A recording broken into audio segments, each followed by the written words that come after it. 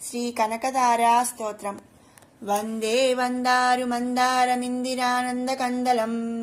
అమందానంద సందోహ బంధురం సింధురాననం అంగం హరే పులకభూషణమాశ్రయంతి భృంగాంగనేవ ముకుళాభరణం తమాలం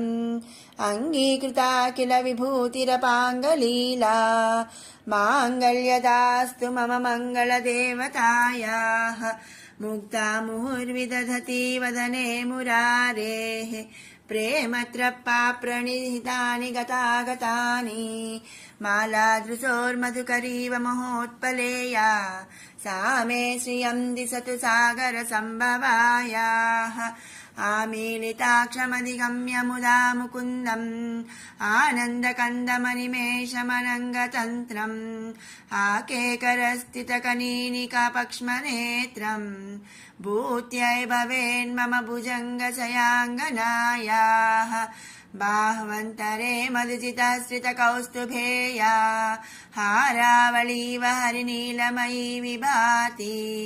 కామప్రదా భగవతోపి కటాక్షమాలా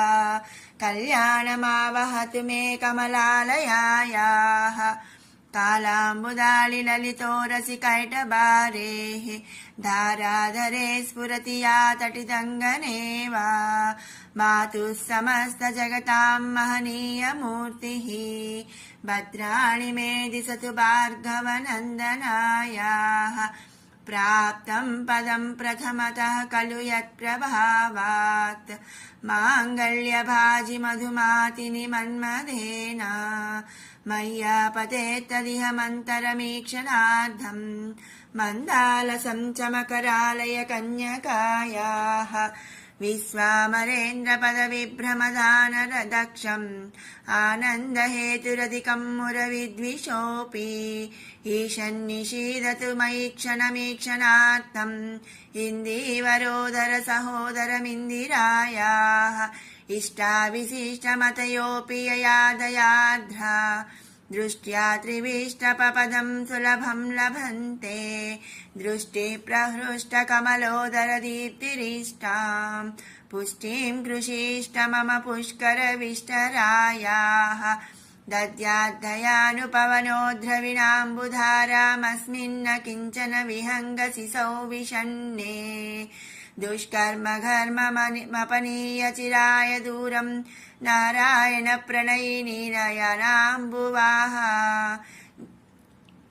గీర్దేవతేతి గరుడధ్వజ సుందరీతి శాకంబరీతి శశిశేఖర వల్లభేతి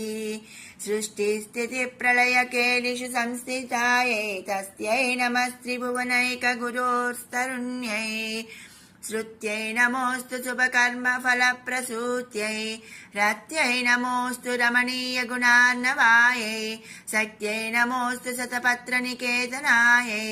పుష్ట్యై నమోస్తు పురుషోత్తమ వల్లభాయై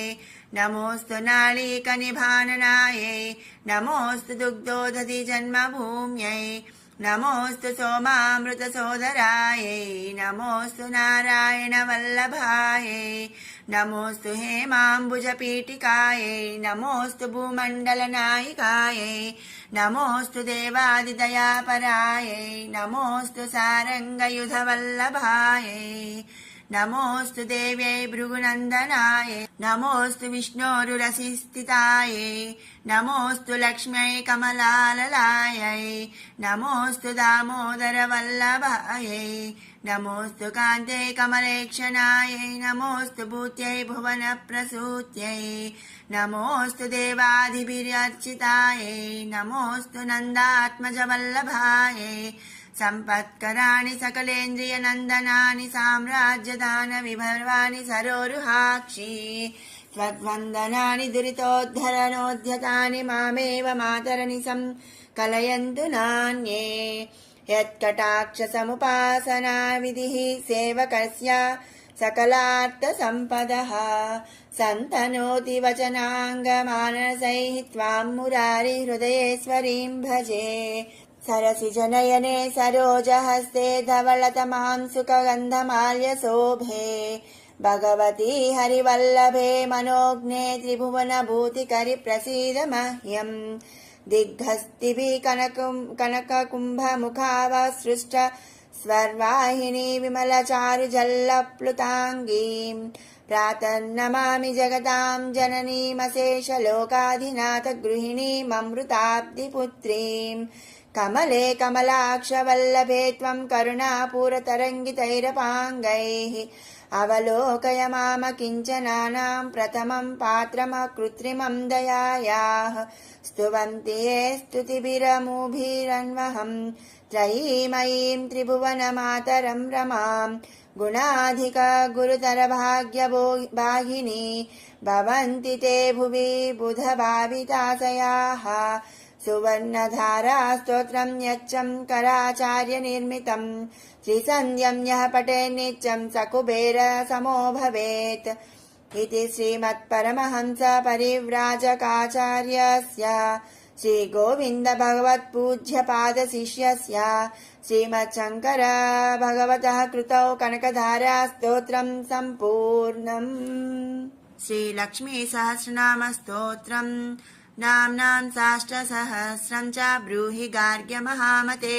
महालक्ष्म्या महादेव्या भुक्तिमुक्त्यर्थसिद्धये। गार्ग्य उवाच सनत्कुमारमासीनं द्वादशादित्यसन्निभम् अपृच्छन्योगिनो भक्त्या योगिनामर्थसिद्धये सर्वलौकिककर्मभ्यो विमुक्तानां हिताय वै भुक्तिमुक्तिप्रदं जप्यमनुब्रूहि दयानिधे। सनत्कुमार भगवन् सर्वज्ञोऽसि विशेषतः आस्तिक्य सिद्धये नृणां क्षिप्रधर्मार्थसाधनं खिद्यन्ति मानवाः सर्वे धनाभावेन केवलं सिद्ध्यन्ति धनिनोऽन्यस्य नैव धर्मार्थकामनाः दारिद्र्यध्वंसिनी नाम केन विद्या प्रकीर्तिता केन वा ब्रह्मविद्यापि केन मृत्युविनाशिनी सर्वसंसारभूतैका विद्यानां केन कीर्तिता प्रत्यक्षसिद्धिदा ब्रह्मन् तामा चक्ष्व दयानिधे। सनत्कुमार उवाच साधु पृष्ठं महाभागाः सर्वलोकहितैषिणः महतामेष धर्मश्च नान्येषामिति मे मतिः ब्रह्म विष्णु महादेव महेन्द्रादिमहात्मभिः सम्प्रोक्तं कथयाम्यद्य लक्ष्मी नाम सहस्रकं यस्योच्चारणमात्रेण दारिद्र्यान्मुच्यते नरः किं पुनस्तज्जपाज्यापि सर्वेष्टार्थानवाप्नुयात्। अस्य श्रीलक्ष्मी दिव्यसहस्रनाम स्तोत्र महामन्त्रस्य आनन्दकर्धमचिक्लीतेन्दिरासुतादयो महात्मनो महर्षयः अनुष्टुप् छन्दः विष्णुमायाशक्तिः महालक्ष्मीः परा देवता श्रीमहालक्ष्मी प्रसादद्वार सर्वेष्टार्थसिद्धये जपे विनियोगः। ध्यानम् पद्मनाभप्रियां देवीं पद्माक्षीं पद्मवासिनीं पद्मवक्त्रां पद्महस्तां वन्दे पद्मामहर्निशम् पूर्णेन्दुवदनां दिव्यरत्नाभरणभूषितां वरदाभयहस्ताढ्यां ध्यायेत् चन्द्रसहोदरीम् इच्छारूपां भगवतश्च सच्चिदानन्दरूपिणीं सर्वज्ञां सर्वजननीं विष्णुवक्षस्थलालयां दयालुमनिसं ध्यायेत् सुखसिद्धिस्वरूपिणीं। स्तोत्रम् नित्यागतानन्त नित्यानन्दिनी जनरञ्जनी नित्यप्रकाशिनी चैव स्वप्रकाशरूपिणी महालक्ष्मीर्महाकाली महाकन्या सरस्वती भोगवैभवसन्धात्री भक्तानुग्रहकारिणी ईशावास्या महामाया महादेवी महेश्वरी रुल्लेखा परमाशक्तिर्मातृका बीजरूपिणी नित्यानन्दा नित्यबोधानादिनी जनमोदिनी सत्यव्रतयायनी चैव स्वप्रकाशात्मरूपिणी त्रिपुरा भैरवी विद्या हंसा वागीश्वरी शिवा वाग्देवी च महारात्रिः कालरात्रिस्त्रिलोचना भद्रकाली कराली च महाकाली तिलोत्तमा काली करालवक्त्रान्ता कामाक्षी कामदा शुभा चण्डिका चण्डरूपे सा चामुण्डा चक्रधारिणी त्रैलोक्यजयिनी देवी त्रैलोक्यविजयोत्तमा सिद्धलक्ष्मीः क्रियालक्ष्मीर्मोक्षलक्ष्मीः प्रसादिनी उमा भगवती दुर्गा चान्द्री दाक्षायणी शिवा प्रत्यङ्गिराधरा वेला लोकमाता हरिप्रिया पार्वती परमादेवी ब्रह्म विद्या प्रदायिनी अरूपा बहुरूपा च विरूपा विश्वरूपिणी पंचभूतात्मिका वाणी पंचभूतात्मिका परा काली मा पंचिका वाग्मी हविः प्रत्यधिदेवता देवमाता सुरेशाना देवगर्भाम्बिका धृतिः संख्या जातिः क्रियाशक्तिः प्रकृतिर्मोहिनी मही यज्ञ विद्या महाविद्या गुह्य विद्या विभावरी ज्योतिष्मती महामाता सर्वमन्त्रफलप्रदा दारिद्र्यध्वंसिनी देवी हृदय ग्रन्थि विभेदिनी सहस्रादित्य संकासा चंद्रिका चंद्ररूपिणी गायत्री सोम संभूति सावित्री प्रणवात्मिका शांकरी वैष्णवी ब्राह्मी सर्वदेव नमस्कृता सेव्य दुर्गा कुबेराक्षी करवीर निवासिनी जया च विजया चैव जयन्ती च पराजिता कुब्जिका कालिका शास्त्री वीणा पुस्तकधारिणी सर्वज्ञशक्ति श्री शक्तिर्ब्रह्म विष्णु शिवात्मिका इडा पिंगलिका मध्या मृणाली तंतुरूपिणी यज्ञेशानी प्रधा दीक्षा दक्षिणा सर्वमोहिनी अष्टांग योगिनी देवी निर्बीज ध्यान गोचरा सर्वतीर्थस्थिता शुद्धा सर्वपर्वतवासिनी वेदशास्त्र प्रभा देवी षडंगाधि पदक्रमा शिवा धात्री शुभानंदा यज्ञ कर्म स्वरूपिणी व्रतिनी मेनका देवी ब्रह्मणि ब्रह्मचारिणी एकाक्षर परातारा भवबंध विनाशिनी विश्वंभरा धराधारा निराधाराधिकस्वरा राका कुहूरमावास्या पूर्णिमानुमतिद्युतिः सिनीवाली शिवावस्या वैश्वदेवी पिसंगिला पिप्पला च विशालाक्षी रक्षोग्निवृष्टिकारिणी दुष्टविद्राविणी देवी सर्वोपद्रवनाशिनी शारदा सरसंताना सर्वशस्त्रस्वरूपिणी युद्धमध्यस्थिता देवी सर्वभूतप्रभञ्जनी अयुद्धायुद्धरूपा च शान्ता शान्तिस्वरूपिणी गंगा सरस्वती वेणी यमुना नर्मदापगा समुद्रवसना वासा ब्रह्माण्ड श्रोणि मेखला पंचवक्त्रा दशभुजा शुद्धस्फटिक सन्निभा रक्ता कृष्णासिता पीता सर्ववर्णा निरीश्वरी कालिका चक्रिका देवी सत्या तु वटुका स्थिता तरुणी वारुणी नारी ज्येष्ठा देवी सुरेश्वरी विश्वंभराधरा कर्त्री गलार्गल विभंजिनी संध्या रात्रि दिवा ज्योत्स्ना कला काष्ठा निमेशिका ऊर्वी कात्यायनी शुभ्रा संसारार्णवतारिणी कपिला कीलिका शोका मल्लिका नवमल्लिका देविका नंदिका शांता भंजिका भयभंजिका कौशिकी वैदिकी देवी सौरी रूपाधिकाधिभा दिग्वस्त्रा नववस्त्रा च कन्यका कमलोद्भवा श्री सौम्य लक्षणातीता दुर्गा सूत्र प्रबोधिका श्रद्धा मेधा कृति प्रज्ञा धारणा कान्तिरेव च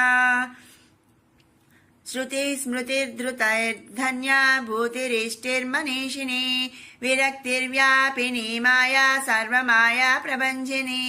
माहेन्द्री मंत्रिणी सिंही चेन्द्रजाल स्वरूपिणी अवस्थात्रय निर्मुक्ता गुणत्रय विवर्जिता ईशनात्रय निर्मुक्ता सर्वरोग विवर्जिता योगी ध्यानान्तगम्या च योग ध्यान परायणा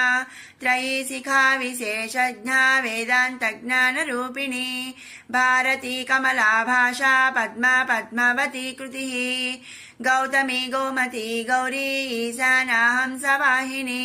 नारायणी प्रभाधारा जाह्नवी शंकरात्मजा चित्रघंटा सुनंदा श्रीर्मानवी मनु संभवा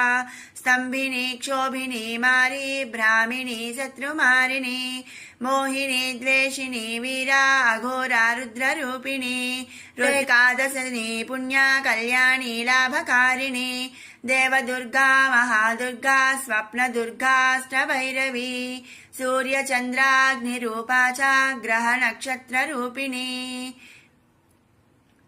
बिन्दुनादकलातीता बिन्दुनादकलात्मिका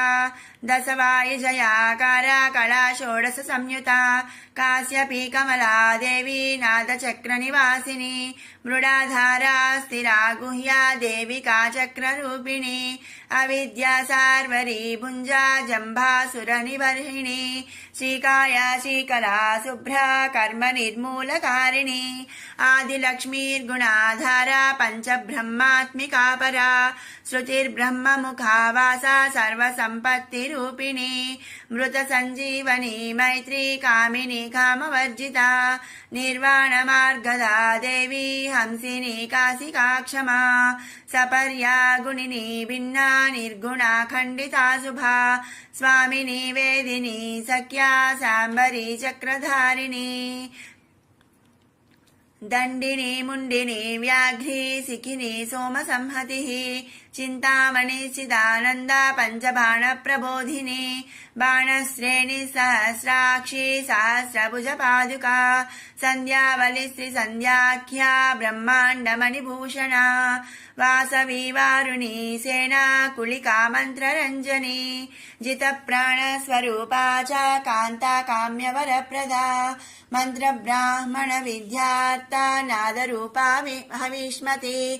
आतर्वणिः श्रुति शून्या कल्पनावर्जिता सती सत्ता जातिः प्रमामेया प्रमितिः प्राणदा गतिः अपन्ना पञ्चवर्णा च सर्वदा भुवनेश्वरी त्रैलोक्यमोहिनी विद्या सर्वभर्तृक्षराक्षरा हिरण्यवर्णा हरिणी सर्वोपद्रवनाशिनी कैवल्यपदवीरेखा सूर्यमण्डल संस्थिता सोममण्डल मध्यस्था वह्निमण्डल संस्थिता वायुमण्डल मध्यस्था व्योममण्डल संस्थिता चक्रिका चक्र मध्यस्था चक्रमार्ग प्रवर्तिनी कोकिला कुलचक्रे सा पक्षति पंक्ति पावनी सर्वसिद्धान्त मार्गस्था षड्वर्णावरवर्जिता रुद्रहरा हन्त्री सर्वसंहारकारिणी पुरुषा पौरुषे तुष्टि सर्वतन्त्र प्रसूतिका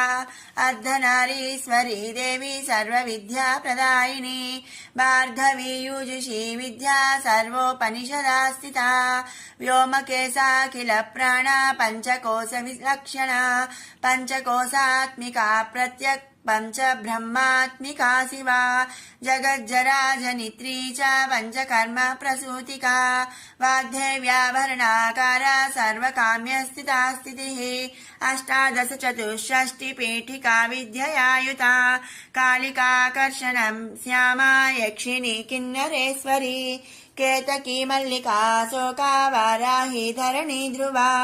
नारसिंही महोग्रास्या भक्तानामार्तिनाशिनी अन्तर्बला स्थिरा लक्ष्मी झरा मरणनाशिनी श्रीरञ्जिता महाकाया सोमसूर्याग्निलोचना अदिति देवमाता च अष्टपुत्राष्टयोगिनी अष्टप्रकृतिरष्टाष्टा विभ्राजद्विकृताकृतिः दुर्भिक्षध्वंसिनी देवी सीता सत्या च रुक्मिणी ख्यातिजा भार्गवी देवी देवयोनिस्तपस्विनी शाकम्भरी महासोणा गरुडोपरि संस्थिता सिंहगा व्याघ्रगा देवी वायुगा च महाद्रिगा अकारादिक्षकारान्ता सर्वविद्याधिदेवता मन्त्रव्याख्यान निपुणा ज्योतिषशास्त्रैकलोचना इडा पिङ्गलिका मध्या सुषुम्ना ग्रन्थिभेदिनी कालचक्राश्रयोपेता कालचक्रस्वरूपिणी वैशारदी मतिश्रेष्ठा वरिष्ठा सर्वदीपिका वैनायकी वरारोहा श्रोणिवेला बहिर्वलिः जम्भिनी जृम्भिणी जम्भकारिणी गणकारिका चरणी चक्रिकानन्ता सर्वव्याधिचिकित्सिकी देवकी देवसङ्कासा वारिधिः करुणाकरा सर्वरी सर्वसम्पन्ना सर्वपापप्रभञ्जनी एकमात्रा धिमात्रा च त्रिमात्रा च तथा परा अर्धमात्रा परा सूक्ष्मा सूक्ष्मार्थार्थपरा परा एकवीरा विशेषाख्या षष्ठी देवी मनस्विनी नैष्कर्म्या निष्कलालोका ध्यानकर्माधिका गुणा सबन्ध्वानन्दसन्दोहा व्योमाकारा निरूपिता गद्यपद्यात्मिका वाणी सर्वालङ्कारसंयुता साधुबन्धपदन्यासा सर्वौको घटिकावलिः षट्कर्मा कर्मसाकारा सर्वकर्मविवर्जिता आदित्यवर्णा चापन्ना कामिनी वररूपिणी ब्रह्मणि ब्रह्मसन्ताना वेदवागीश्वरी शिवा पुराणन्यायमीनमांसा धर्मशास्त्रागमश्रुता सद्यो वेदवती सर्वा हंसी विद्याधिदेवता विश्वेश्वरी जगद्धात्री विश्वनिर्माणकारिणी वैदिकी वेदरूपा च कालिका कालरूपिणी नारायणी महादेवी सर्वतत्त्वप्रवर्तिनी हिरण्यवर्णरूपा च हिरण्यपदसम्भवा कैवल्यपदवी पुण्या कैवल्यज्ञानलक्षिता ब्रह्मसम्पत्तिरूपा च ब्रह्मसम्पत्तिकारिणी वारुणी वारुणाराध्या सर्वकर्मप्रवर्तिनी एकाक्षरपरा युक्ता सर्वदारिद्र्यभञ्जिनी पाशाङ्कुशान्विता दिव्या वीणा व्याख्याक्षसूत्रभृत् एकमूर्तिस्त्रयीमूर्तिर्मधुकैटभभञ्जिनी साङ्ख्या साङ्ख्यवती ज्वाला ज्वलन्ती कामरूपिणी जाग्रती सर्वसम्पत्ति सुषुप्ता स्वेष्टदायिनी कपालिनी महादंष्ट्रा भूरुकुटी कुटिलालना सर्वावासा सुवासा च बृहत्यष्टिश्च सक्वरी छन्दो गणप्रतिष्ठा च कल्माषी करुणात्मिका चक्षुष्मती महाघोषा खड्गचर्मधरासनिः शिल्पवैचित्र्य विद्योता सर्वतो भद्रवासिनी अचिन्त्यलक्षणाकारा सूत्रभाष्यनिबन्धना सर्ववेदार्थसम्पत्तिः सर्वशास्त्रार्थमातृका अकारादिक्षकारान्ता सर्ववर्णकृतस्थला सर्वलक्ष्मी सदानन्दा सरविद्या सदाशिवा सर्वज्ञा सर्वशक्तिश्च केचरी रूपगोचरिता अनिमादिगुणोपेता पराकाष्ठा परागतिः हंसयुक्तविमानस्था हंसारूढा शशिप्रभा भवानी वासना शक्तिराकृतिस्ताखिलाखिला तन्त्रहेतुर्विचित्राङ्गी व्योमगङ्गा विनोदिनी वर्षा च वार्षिका चैवारुग्यजुस्सामरूपिणी महानदी नदी पुण्या गण्य पुण्या गुणक्रिया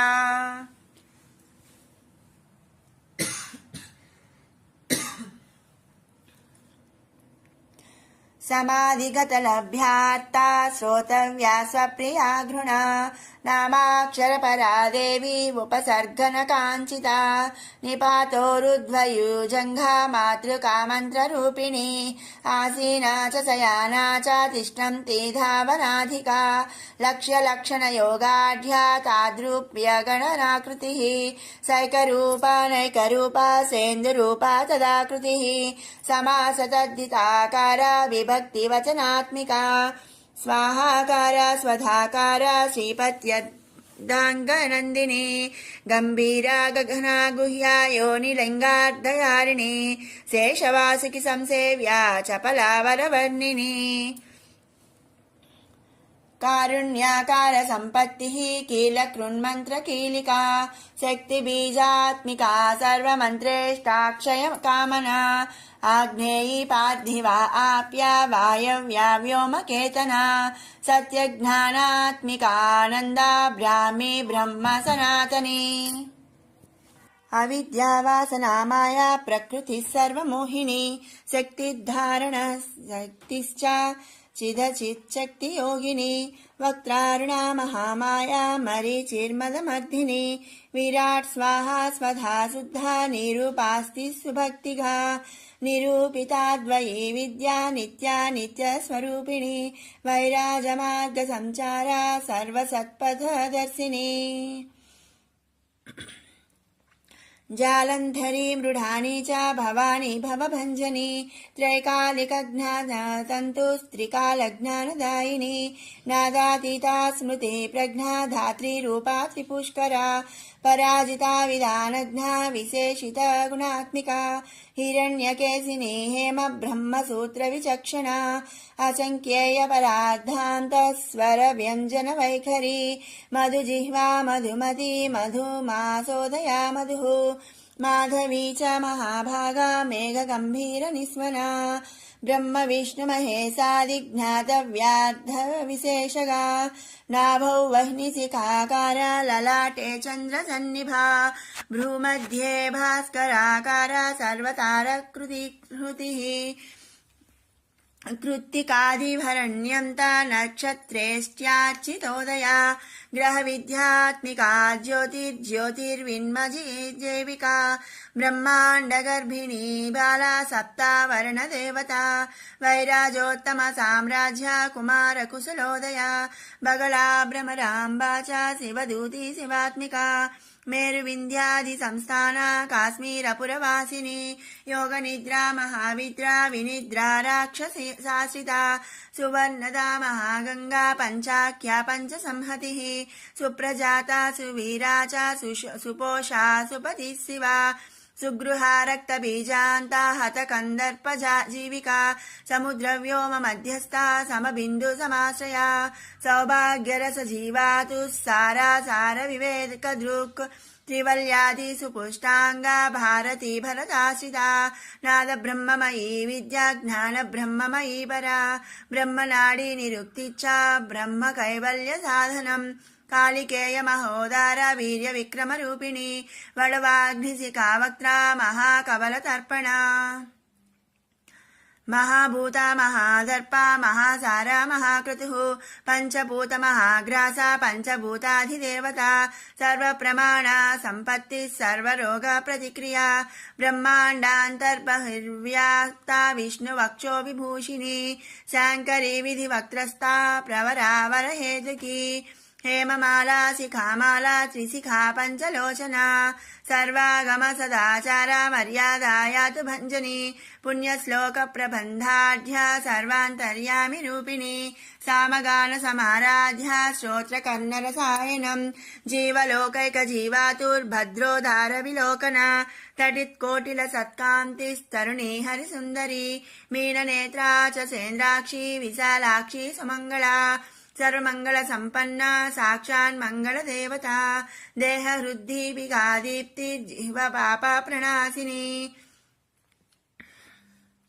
अर्धचन्द्रोल्लसद्धंष्ट्रा यज्जवाटी विलासिनी महादुर्गा महोत्साहा महादेव बलोदया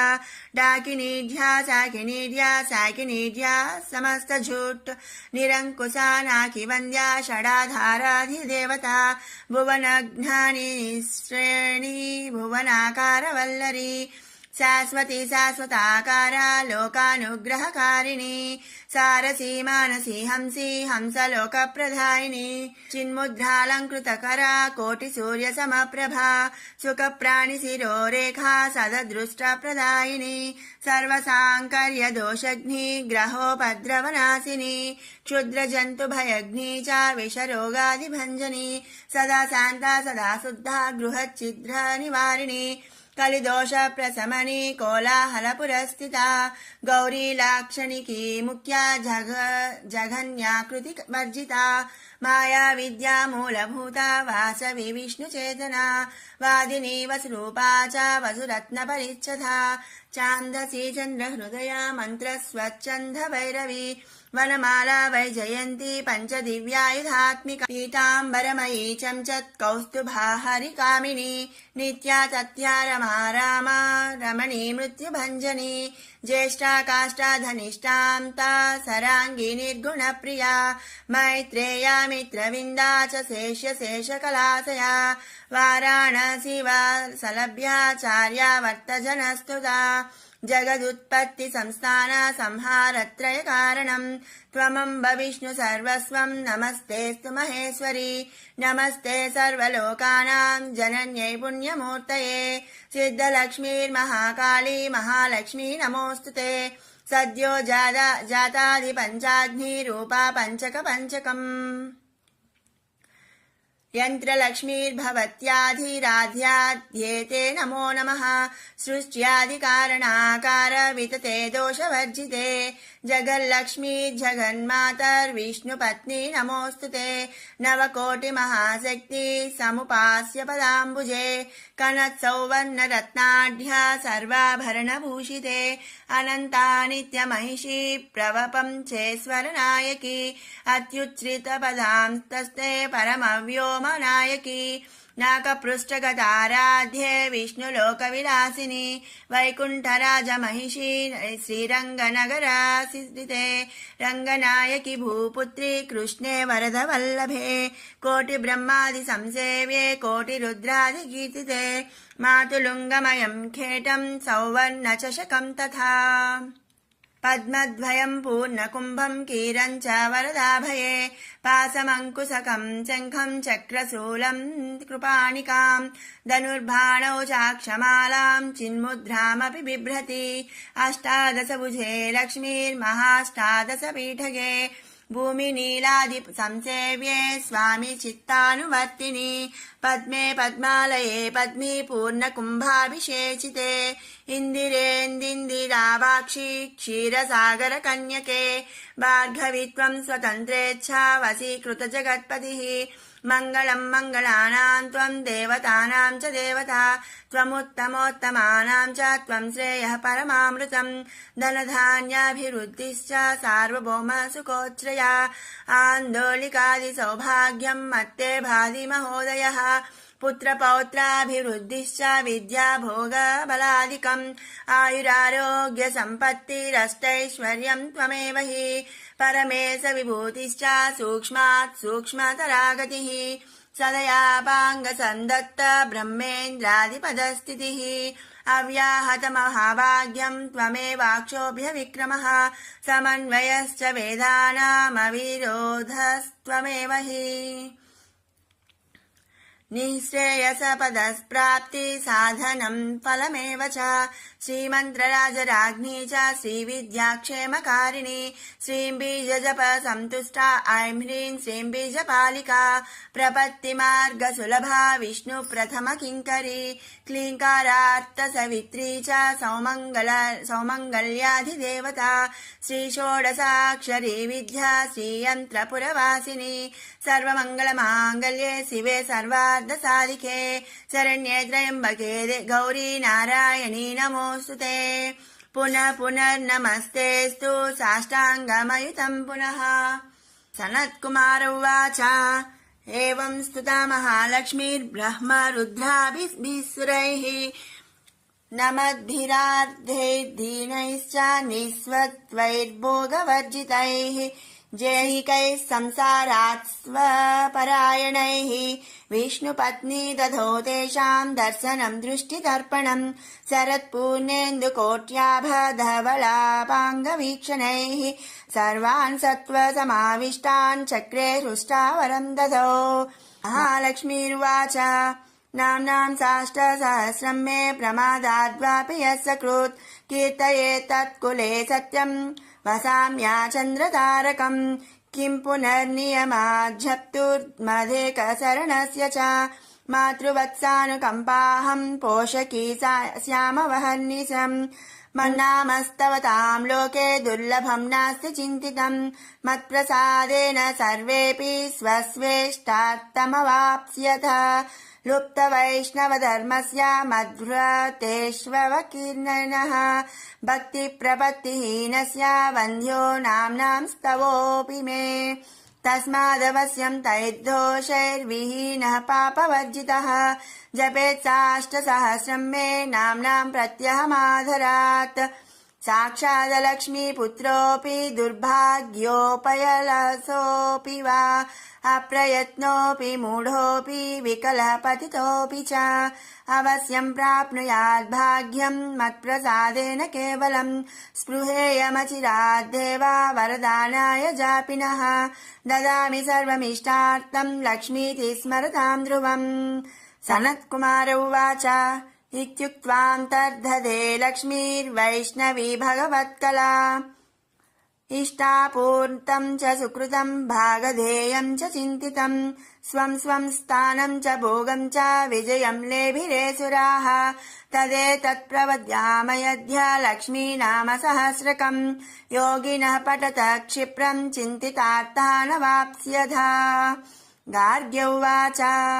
सनत्कुमारो योगीन्द्र इत्युक्त्वा सदयानिधिः अनुगृह्य ययो क्षिप्रं तां द्वादश योगिनः तस्मादेतद्रहस्यं च गोप्यं जप्यं प्रयत्नतः अष्टम्यां च चतुर्दश्यां नवम्यां भृगुवासरे